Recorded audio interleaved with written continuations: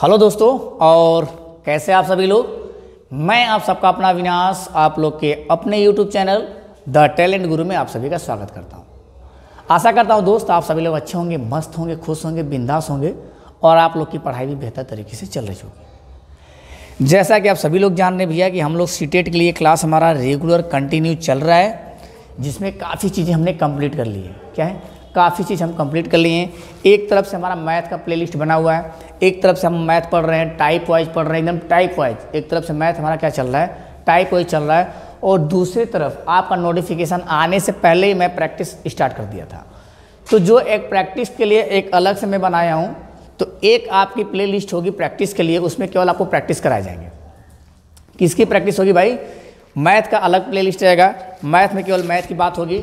और जो एक अलग ये प्ले लिस्ट आपकी बनी है पहले से पैडागोजी वाली, इसमें आपको क्या होगा, सबकी पैडागोजी में कराते चलूँगा। इसमें आपका ईवीएस भी मैं करा दूँगा। बस मैथ के लिए आपका अलग से प्ले लिस्ट रहेगा, और बाकी सारे सब्जेक्ट का मैं जो कि प्रैक्टिस सेट एक कहीं में कराते हुए मैं चल रहा हूँ। तो उसी में आज या लगभग आज का या आपका ये 5वां वीडियो, 4 वीडियो पहले हो चुका था, जिसमें हमने CDP भी कर लिया था और उसमें मैथ भी हो गया था, और आपका हिंदी मतलब पैडागोजी का सेशन भी हो गया था। आज पैडागोजी का क्वेश्चन हम आपके सामने लेके आए, तो आप लोग नंबरिंग कर लीजिए। 10 क्वेश्चन आपका होगा। और मैं बार बार कहता हूँ भैया कि आपको प्रैक्टिस तो मैं करा रहा हूँ, उसी के साथ साथ आपके बहुत सारे थ्योरी के कंसेप्ट भी क्लियर कराते हुए चलूँगा, और थ्योरी का अलग से क्लास भी चल रहा है। तो बस अगर आप इस वीडियो पर नए हैं तो पहले तो मैं यही कहना चाहूँगा कि आप वीडियो को पहले क्या करिए, चैनल को सब्सक्राइब कर लीजिए। अब वीडियो पसंद आएगा तब आप लाइक और जो भी करना हो करिएगा। लेकिन अगर इस वीडियो पे आप पहली बार हैं, अगर आप नए हैं इस वीडियो पे पहली बार हैं, तो मैं यही कहना चाहूँगा कि आप पहले वीडियो से देखना स्टार्ट करिए, तब आपको ज़्यादा समझ में आएगा। बीच में देखेंगे चीज़ें समझ में नहीं आएंगी। क्या पता मैं कुछ चीज़ों की व्याख्या पहले वीडियो में किया हूँ, दूसरे में न किया हूँ, तीसरे में न किया हूँ। तो इसलिए मैं बार बार कह रहा हूँ कि आप एक तरफ से सिस्टमैटिक ढंग से देखना स्टार्ट करिए। आपका पूरा कंप्लीट कोर्स मैं इसी में करा दूंगा, पूरा टोटल कंप्लीट आपका इसी में करा देंगे हम। अलग से कहीं भी भटकने की ज़रूरत नहीं है। आप जैसे हर चैनल पर देखेंगे तो अलग अलग आधा इधर आधा उधर आधा इधर करना पड़ता है, ढूंढना पड़ता है आपको। लेकिन यहाँ पर ढूंढने की जरूरत नहीं पड़ेगी। आप प्ले लिस्ट बस एक बार ओपन करिए, एक तरफ से पढ़ते चलिए। मेरी पूरी कोशिश है कि जितना आपके सब्जेक्ट हैं, सारे सब्जेक्ट की पैडागोजी उसी में हो जाएगी, और थ्योरी भी मैं उसी में कराते हुए चलूँगा। आपके एग्जाम के पहले सब कुछ मैं रफा दफा कर दूँगा भाई। तो भरोसा करके एक बार क्या करिए, आप चैनल को सब्सक्राइब कर लीजिए और पढ़ना स्टार्ट कर दीजिए। PDF चाहिए तो PDF भी मैं आपको प्रोवाइड करवा दूंगा, लेकिन अभी तक PDF के लिए कोई कुछ बोला नहीं, इसलिए PDF की मैं कोई बात नहीं कर रहा हूँ। PDF चाहिए तो वो भी आपको मिल जाएगा। तो पैडागोजी में पहला क्वेश्चन हमारा क्या होने वाला है, आप देख पा रहे हैं। एक बार इसको पढ़िए फिर बताइए यहाँ पे क्या होगा।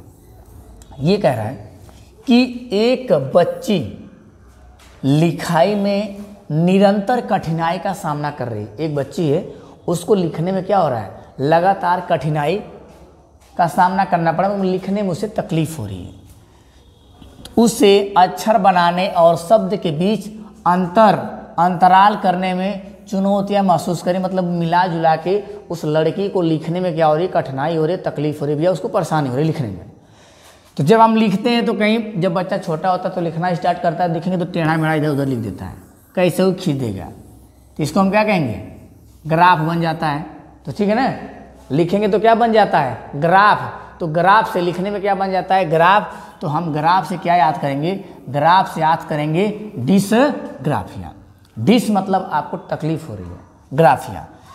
तो जब डिसलेक्सिया कहेगा तो डिसलेक्सिया मतलब पठन वैफल्य होता है। डिसग्राफिया देखिए क्या लिखा है यहाँ पे, डिसग्राफिया। तो लिखने संबंधित आपका ये ऑप्शन सी हो जाएगा। और गणना मतलब होता है डिसकैलकुलिया। अगर आपको पढ़ने में तकलीफ है तो क्या हो जाएगा, डिसलेक्सिया हो जाएगा। आपको लिखने में तकलीफ है तो डिसग्राफिया होगा। आपको जोड़ घटाना संबंधित परेशानी आ रही है तो वहाँ पे अब कैसे होगा, डिसकैलकुलिया सही हो जाएगा। तो यहाँ से आपका पहला क्वेश्चन क्या हो जाएगा, सही हो जाएगा। और हम आगे बढ़ रहे हैं। अगला क्वेश्चन देखिए आप, अगला क्वेश्चन आपके सामने, ये बताइए इसमें क्या सही होगा आपका। ठीक है, अगला क्वेश्चन आपके सामने क्या है, इसमें लिखा गया है कि अपनी कक्षा, ध्यान देखिएगा, अपनी कक्षा पढ़ पाए होंगे आप, देख पा रहे हैं यहाँ पे क्वेश्चन आपको साफ साफ दिख रहा होगा।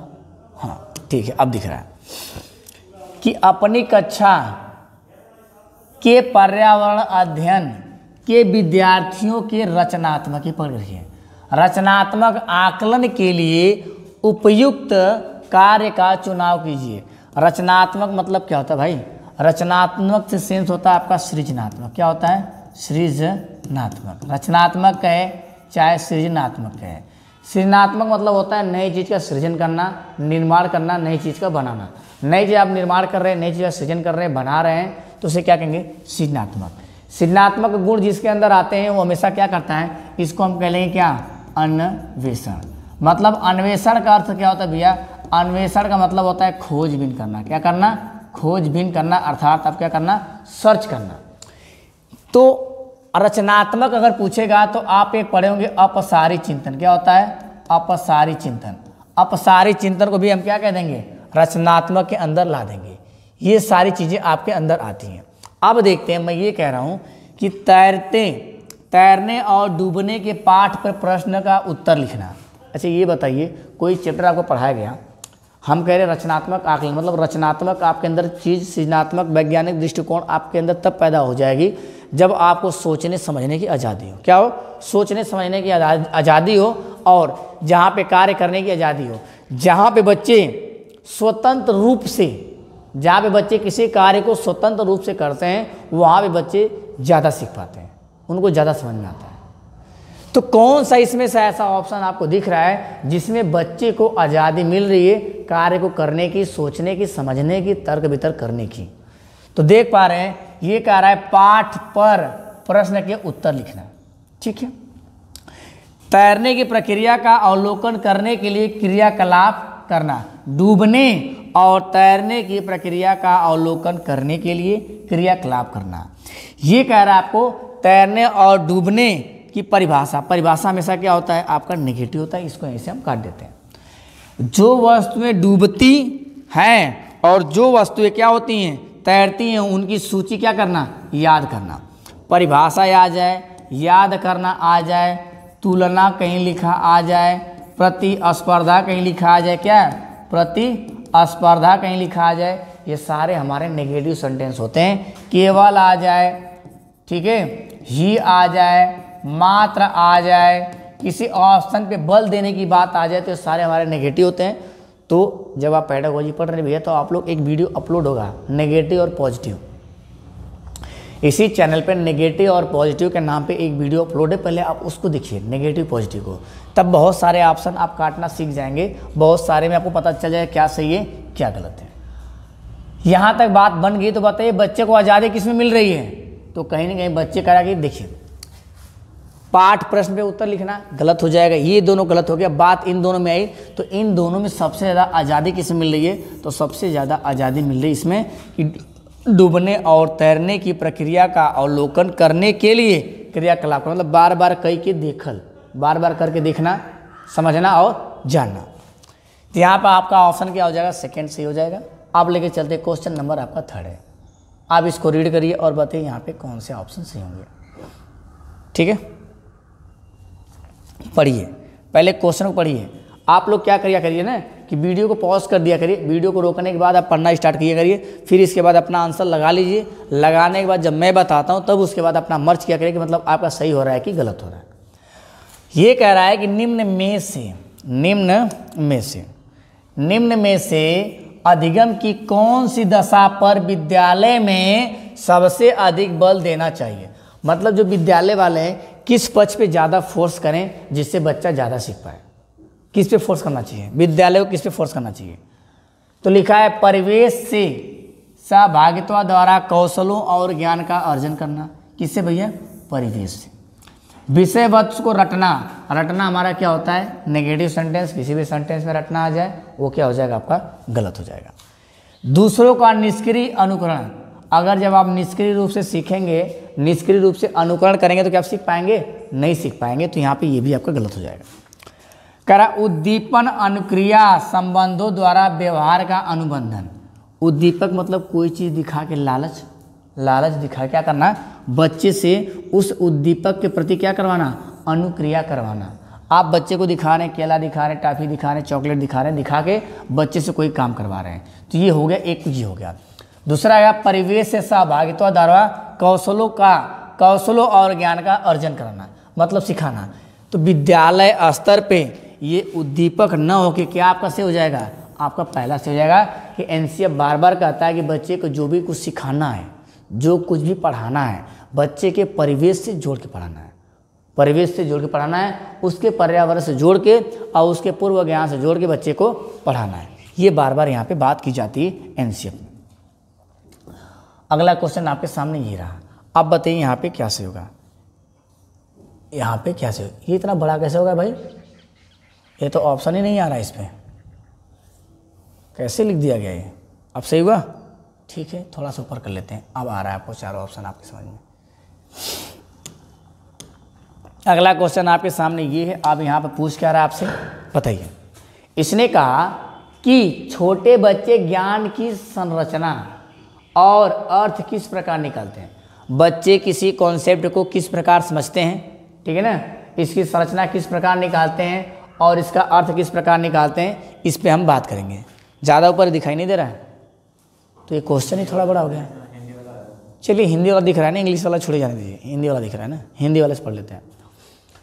ये अब ये कह रहा है कि किस प्रकार निकालते हैं, तो बच्चा संरचना और अर्थ किस प्रकार निकालते हैं, सक्रिय होके। क्या, जब सक्रिय आप रहेंगे तभी किसी काम को अच्छे तरीके से कर पाएंगे। खेल के द्वारा बच्चे सीखते हैं। पदार्थों पे क्रिया और प्रयोग करके, पदार्थों, क्या भैया, पदार्थों पे क्रिया करके और प्रयोग करके बच्चे सीखते हैं, ये भी बात सही है। सहपाठियों और वयस्कों संग, संग कह लीजिए या क्या कह लीजिए, साथ, क्या है, सहभागिता द्वारा सीखते हैं। तो यहाँ पे चारों ऑप्शन आपके सही हो जाएंगे, फर्स्ट, सेकेंड, थर्ड और फोर्थ, यहाँ पे चारों क्या हो जाएंगे आपके सही हो जाएंगे। ठीक है, अगला क्वेश्चन लेके चलते हैं हम। अगला क्वेश्चन आपके सामने ये रहा, क्वेश्चन नंबर 5। यहाँ पे बताइए क्वेश्चन कैसे इससे बड़ा हो गया, हमको ये नहीं समझ में आ रहा भाई, ये डिस्प्ले से बड़ा कैसे क्वेश्चन हो जा रहा है, पूरा फुल साइज में लिख दिया क्या, और इतना गैप कहाँ कर दिया यहाँ पे। ये जूम नहीं होगा इससे, ये अप जूम हो जाएगा लेकिन अप नहीं होगा, ये इसलिए नहीं होगा ये क्योंकि आप आवश्यकता से ज़्यादा बड़ा कर दिए हो। ठीक है, आइए अगले क्वेश्चन को हम देखते हैं। अगला क्वेश्चन हमारा क्या होने वाला, इस पे देख लेते हैं। क्वेश्चन नंबर कौन सा था, तीसरा था सर, क्वेश्चन नंबर 3 था या 4 था, डिस्लेक्सिया हो गया था, ये आपका हो गया था संबंधों का, ये क्वेश्चन आपका हो गया था समवयस्कों वाला, ये क्वेश्चन आपका बाकी था। यहाँ से देख लीजिए, यहाँ पे आपको सही से दिख रहा होगा। ठीक है, इसने कहा कि शिक्षिका ने अपने विद्यार्थियों को भोजन के रूप में ग्रहण किए जाने वाले पौधों, जो भोजन के रूप में ग्रहण किए जाने वाले पौधे हैं, जो भोजन के रूप में ग्रहण किए जाने वाले क्या हैं, पौधे हैं, उनके बारे में क्या बात कर रहा है, उनके बारे में ये कह रहा है कि आप जो पौधे हैं विभिन्न भागों जैसे जड़, तना एवं पुष्प, लिखा भाई ये पुष्प है ना, पुष्प मतलब जो पेड़ पौधे होते हैं उनके किस भाग को खाया जाता है, किस भाग को नहीं खाया जाता है, इसके बारे में एक शिक्षिका चर्चा करते हुए क्या कह रही है कि नाम जानने के लिए अपने परिवार के सदस्यों से परामर्श करने के लिए कहा। उसने कहा कि आप अपने घर वालों से पूछिए कि किसका जड़ खाते हैं, किसका तना खाते हैं, किसकी पत्ती खाते हैं, किसी का फूल खाते हैं, किसका फल खाते हैं। इस क्रियाकलाप की अभिकल्पना की गई, मतलब ये किस लिए कहा गया, इससे कुछ फायदा होने वाला है, बहुत फायदा होने वाला है। ये कह रहा है कि इससे फायदा क्या होगा, तो कह रहा है अनुभवात्मक सीखने को प्रोत्साहित करना। ठीक है, भोजन संबंधित संप्रत्यय के सीखने को प्रोत्साहित करना। ये कह रहा है पाठ को अधिक आनंददायी और रुचिपूर्ण बनाने के लिए। ये कह रहा है विद्यार्थियों को भोजन के बारे में जानने के लिए, विद्यार्थियों को भोजन के बारे में क्या करने के लिए, जानने की बात कर रहा है। यहाँ पे सबसे बेहतर ऑप्शन क्या होगा कि जब बच्चा कह रहा है अपने क्या है परामर्श करने के लिए कहा, उसने कहा कि नाम जानने के लिए अपने परिवार के सदस्यों से परामर्श करने के लिए कहा कि अपने परिवार के जो सदस्य हैं उनसे जानने के बारे में पूछा। तो भोजन संबंधित संप्रत्ययों को सीखने के लिए प्रोत्साहित नहीं कर रहा है, वहाँ से बात किसकी आ जाएगी आपके, ये आ जाएगी अनुभवनात्मक सीखने के लिए क्या करना, प्रोत्साहन करना, अनुभव के द्वारा सीखने के लिए क्या करना, प्रोत्साहन करना। अगला क्वेश्चन आपके सामने ये रहा, क्वेश्चन पूरा साफ साफ दिख रहा होगा सर, हमको लग रहा है, बताइए यहाँ पे क्या सही होगा आपका। ठीक है, क्वेश्चन सीख रहा है पूरा टोटल।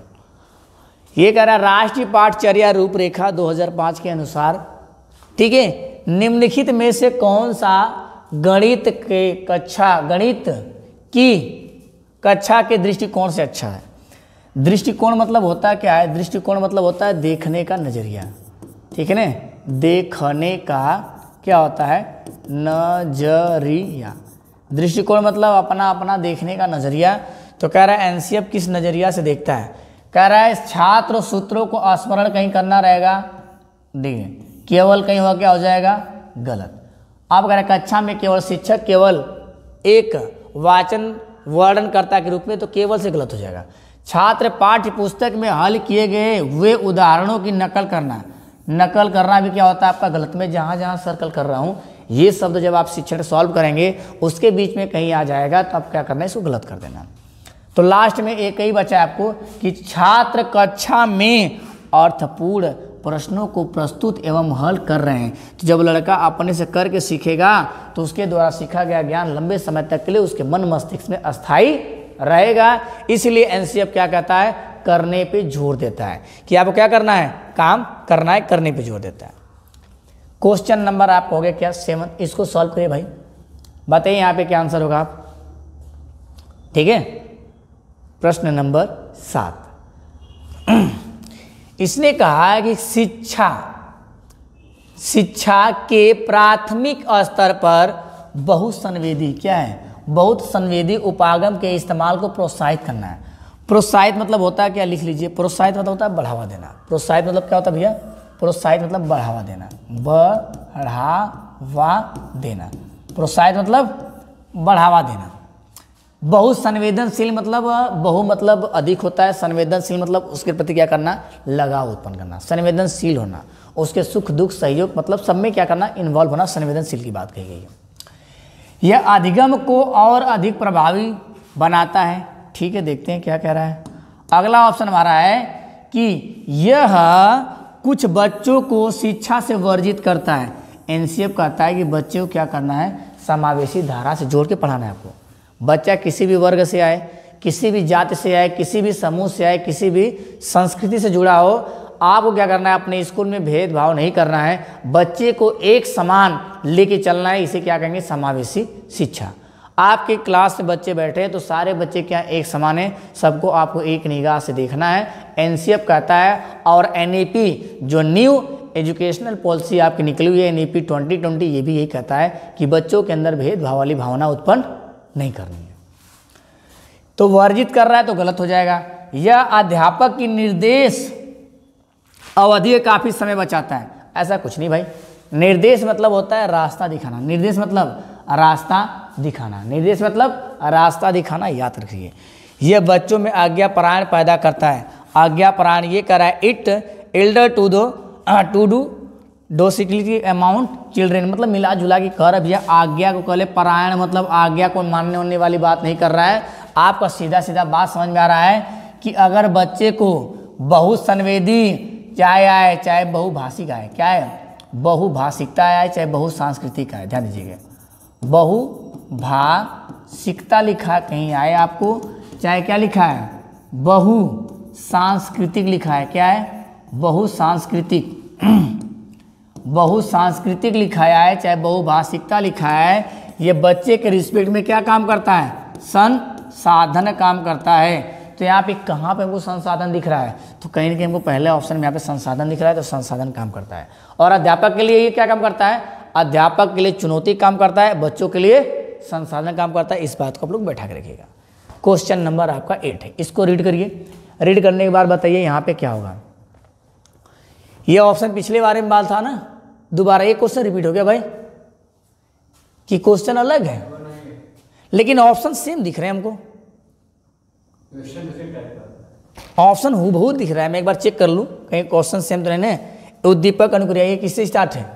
निम्न में से अधिगम, हमको लगता है निम्न में से अधिगम पाठचर्या है। ठीक है, निम्न में से अधिगम यही वाला क्वेश्चन है। निम्न में से अधिगम कौन सी दशा पर विद्यालय सबसे अधिक बल देता है? तो यही वाला क्वेश्चन रिपीट हो गया है। हाँ, ये क्वेश्चन रिपीट है, इसको हम आगे लेके चलते हैं। ठीक है, क्वेश्चन नंबर 8 था, ये रिपीटेड क्वेश्चन है। आप आते हैं किस पे? 9 पे। ये मुझे पता चल जाता है, पता नहीं कैसे। इसीलिए कह रहे हैं ना, क्वेश्चन थोड़ा देख के टाइप किया करिए आप लोग। नहीं 20 तो नहीं है, क्वेश्चन ज़्यादा नहीं है। आइए इस क्वेश्चन को रीड करिए, रीड करके बताइए कि यहाँ पे क्या आंसर सही होगा आपका। ठीक है, यहाँ पे क्या सही होगा आप बताइए। ये लिखा गया है कि पर्यावरण के शिक्षण में, पर्यावरण के शिक्षण में कला, पर्यावरण के शिक्षण में क्या, कला एवं कौशल का समावेशन। ध्यान दीजिए, कला एवं कौशल का समावेशन, कला एवं कौशल का समावेशन। समावेशन मतलब होता है क्या, समावेशन जिन पे आ जाकर पढ़ाए ना, तो समावेशन मतलब क्या होता है कि पुरानी जानकारी में नया, मतलब समावेशन मतलब आपके पास कोई जानकारी है, आपके पास कोई जानकारी है, आपको कहीं एक नई जानकारी मिली, तो उस जानकारी को दोनों में क्या करना, दोनों को एक में मिक्स कर देना, बिना अंतर किए, क्या कहलाएगा, समावेशन करना। क्योंकि यह प्रोत्साहित करता है, प्रोत्साहित मतलब क्या करता है, आपको बढ़ावा देता है, किसमें, अध्ययन के लिए आपको क्या करता है, बढ़ावा देता है, सीखने के लिए बढ़ावा देता है, सीखने समझने के लिए करता है, बढ़ावा देता है, अध्ययन के लिए क्या करता है, ये बढ़ावा देता है। ये कह रहा है कि कौन ऐसी चीज़ है, अगर भैया आपको अध्ययन के लिए बढ़ावा मिलेगा तो सृजनात्मक होगा, सृजनात्मक होगा ही होगा। सहपाठियों किसके अनुसार, लेवाइगोस्की कहते हैं भैया, लेवाइगोस्की कहते हैं कि बच्चा अपने से ज़्यादा ज्ञानी, जो बच्चा क्या होगा उसे सीखना पसंद करेगा, जो क्या होगा उससे ज़्यादा ज्ञानी होगा। चाहे समवयस्क हो सकते हैं, चाहे उसके सहपाठी हो सकते हैं, या अध्यापक हो सकता है, या अभिभावक हो सकता है।